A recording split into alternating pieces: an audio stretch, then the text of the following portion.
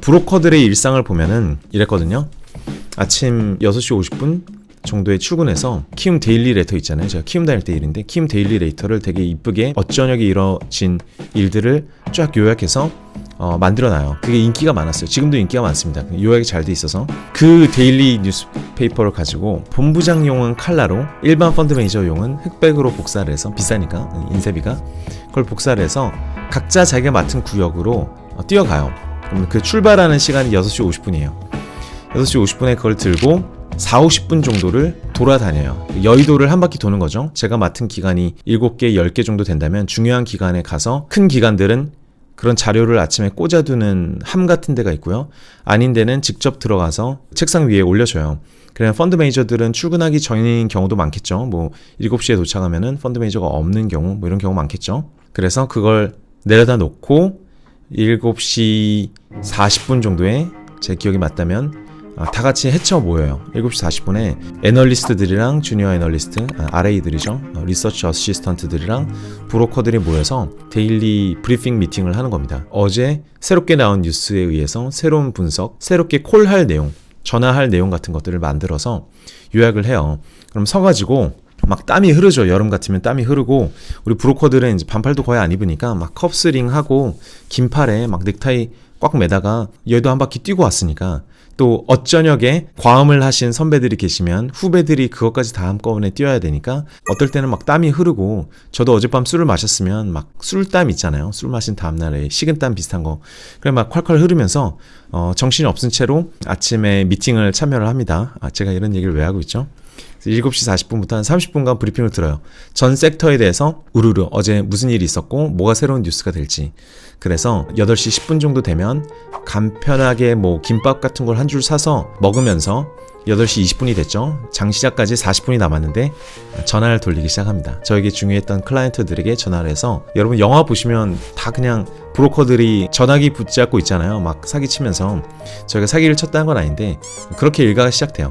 8시 20분부터 40분간 제일 중요한 고객들에게 전화를 돌리는 거예요. 그게 소위 first call이라고 부르죠. 가장 먼저 전화하는 게 가장 값진 정보인 경우들이 있어요. 전화를 걸어서 적어둔 거를 저희 코멘트를 막 읽어드리는 겁니다. 오늘 뭐 삼성전자 실적 발표가 있는데 어쩌고 저쩌고 해서 굉장히 좋을 것 같다. 근데 저도 전화를 하면서 이상했던 게, 실적 발표가 있으면 펀드 매니저들이 이걸 다 알만도 한데, 혹은 아침에 뉴스로도 문자로도 메일로도 다 같은 정보가 가고 키움증권에서만 보내는 게 아니니까 증권사에서 모두 동시에 보낼 텐데, 그거를 펀드 매니저들이 아침에 듣고 고맙다 하면서 끊어요. 끊고 펀드 매니저들은 그걸 토대로 어떤 그 목소리나 어떤 정보의 적시성이나 정확성 같은 걸 토대로 뭔가 의사결정을 하겠죠.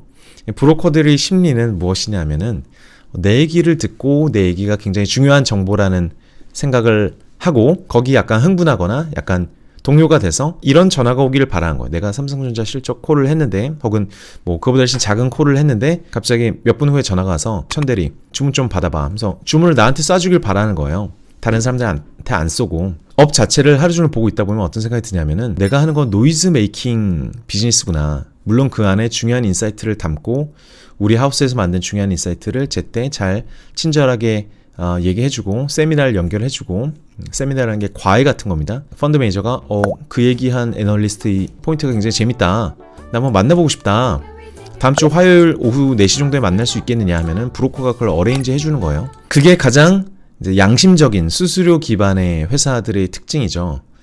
여기서의 문제는 뭐냐면은 좀 다른 얘기지만, 애널리스트가 좋은 아이디어를 뽑아내는데 애널리스트가 좋은 아이디어에 대한 돈을 직접적으로 받지 못하고, 브로커가 전화해서 다른 서비스들과 패키지로 뭐 세미나 잡아주는 거, 아침에 전화해주는 거, 아니면 뭐 커피 사주는 거, 점심 사주는 거, 요즘에는 이제 사주기 굉장히 힘들어졌지만 그 당시에는 뭐 골프를 같이 치거나 밤에 술을 먹거나 아니면 그냥 인간적인 위로를 해주거나 격려를 해주거나 이런저런 하는 서비스를 포함해서 굉장히 간접적으로 거래 수수료로 돈을 받는다는 게 저는 되게 문제라고 생각했어요. 열심히는 했는데 적성이 굉장히 안 맞았던 것 같아요. 특히 펀드 매니저는. 저도 나중에 이제 펀드 매니저를 해보니까, 스카웃을 받아서 갔어요. 펀드 매니저를 해보니까 브로커들이 아침에 전화를 한단 말이죠. 전화를 하면 그런 관점인 거죠.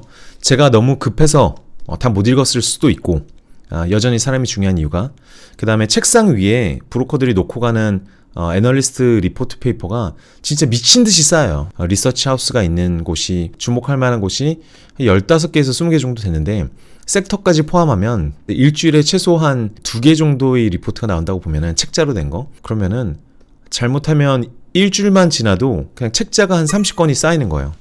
그러면 요약본은 보죠.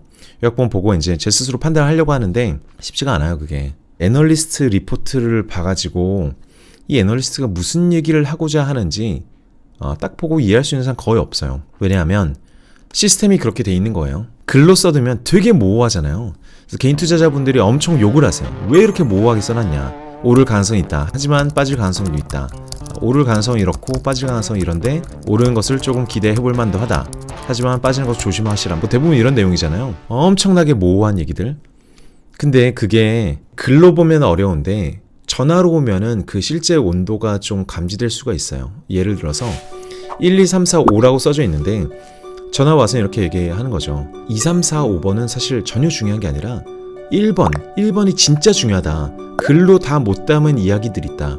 이거 자기는 완전 컨빅션 콜이다. 너무너무 확신이 높다. 라는 얘기를 브로커가 할 수 있잖아요. 펀드 매니저가 그 목소리를 들으면은 이 친구가 평소에 헛소리할 친구가 아닌데 흥미롭다면서 훨씬 관심을 가지게 되죠. 거기서 한 단계 더 나가면 뭐가 있냐면은 세미나가 있어요. 세미나는 녹음이 안 되잖아요. 2-3명이 어쨌든 개인적으로 하는 대화니까. 세미나가 오면은 애널리스트의 눈빛, 이제 질문을 통해서 그 애널리스트가 진짜 발견한 어떤 인사이트나 정보의 질을 판단할 수가 있죠. 그래서 어차피 세미나를 해야만 그 정보들이 전달이 되기 때문에 글에는, 리포트에는 그 온도가 잘 안 들어가 있다. 그냥 숫자가 들어가 있고 기본 가정들, 기본 숫자들. 그 세미나를 반드시 같이 받아야만 진짜 풀 패키지 서비스를 받았다라는 생각이 들어요. 물론 하루 종일 그 섹터를 보면서, 그 산업을 보면서 모든 리포트를 다 읽는 사람은 그 미세한 글귀 차이도 느끼겠지만 그러지 않을수록 직접 목소리를 듣는 게 훨씬 낫더라. 방금 말씀드린 애널리스트가 펀드 매니저한테 직접 돈을 받지 못하는 구조도 이해관계의 상충 혹은 간접적으로 비용을 받는 것 자체가 굉장히 불합리하고, 그러다 보니 돈을 받는 브로커들이 애널리스트보다 더 권한이 많아지는 경우가 많고, 이런 것도 해결되기를 바라는 게 애널리스트들이 굉장히 오래된 염원이에요. 펀드 매니저도 마찬가지죠. 펀드 매니저도 제대로 자기 실적에 대해서 평가를 받고 싶은데 뭐 일주일 단위로 수익률을 평가받고 뭐 이런 것들이 굉장히 큰 불만이고, 브로커들도 좀 이런 식으로 뉴스에만 의존한 브로커리지가 불만인 경우가 굉장히 많죠.